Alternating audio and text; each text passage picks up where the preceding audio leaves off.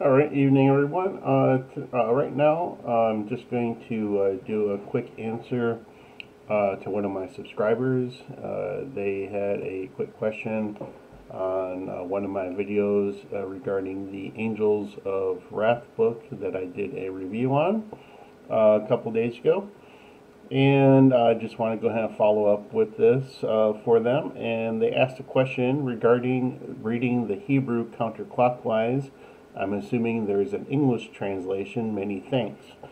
And I did already reply them back in the comment section, but I thought I'd go ahead and do a quick video on this since I just got home from work recently. And the answer to that is no. Obviously, there is no English translation for the Hebrew characters in the Angels of Wrath book, or even many of the other books that Gallery of Magic puts out.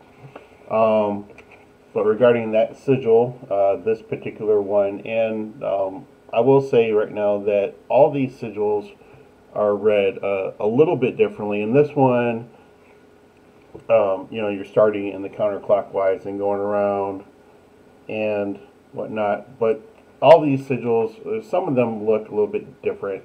For instance, this is another one where you would just start at the top. Again, this is slightly different, and you would just start from this letter here and go around. But if you just look in the ritual section, which is right across the page here, regarding this sigil, it'll tell you how and where to start in the particular sigil area here.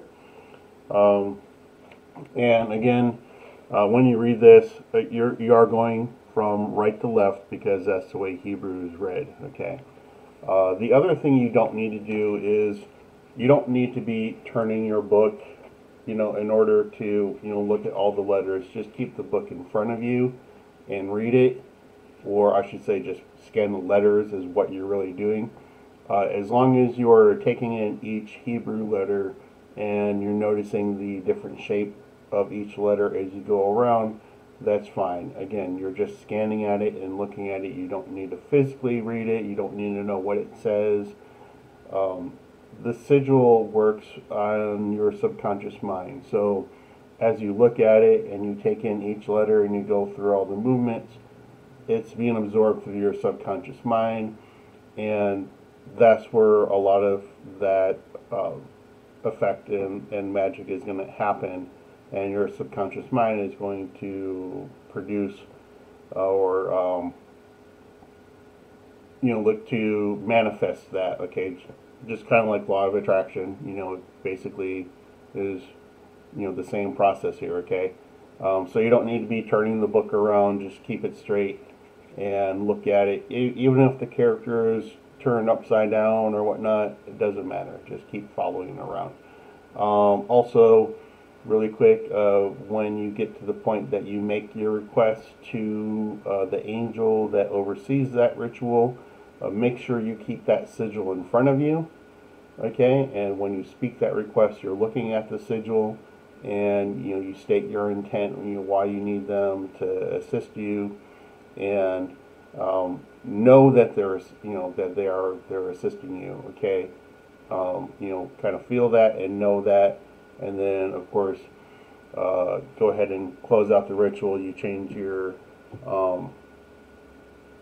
after you speak your intent, you change your hate or your anger or whatever it is that you were channeling for that ritual, again, to gratitude and thankfulness. You thank that angel for assisting you, and then you close out, and then you're pretty much done at that point.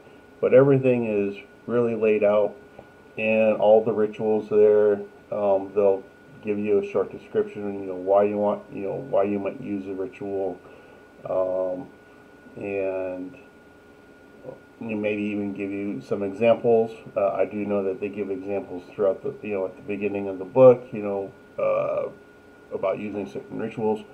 But just read that description there, and again, in that description for the ritual, you're going to have be told where to start in the sigil, and they're very informative, the books.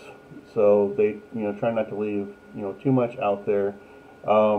Once you've pretty much read like one or two Gallery of Magic books, though, I could pretty much tell you that you don't need to really read too many as far as like the beginning parts that where they talk about how magic works or why it works or stuff like that.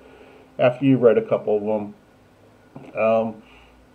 all the books are pretty much the same. You can probably start skipping ahead a little bit to more of the meat if you want, like where the rituals really begin. But at least read over the process of the rituals and for that particular book, because again they vary just a little bit. But as far as like the core material, again, you can skip over that material after you've probably read a couple of their books, because they all follow the same format, more or less. So I hope that helps out the my subscriber regarding that. And if you have any other questions, again, put those in the comment section down below, and I'll see about answering them either through the comment section on the video site there, or I'll do a quick video on it and get that information to you as quickly as I can. With that, folks, I'm going to go ahead and sign out and wish you a very good evening. Take care, and infernal blessings. Bye.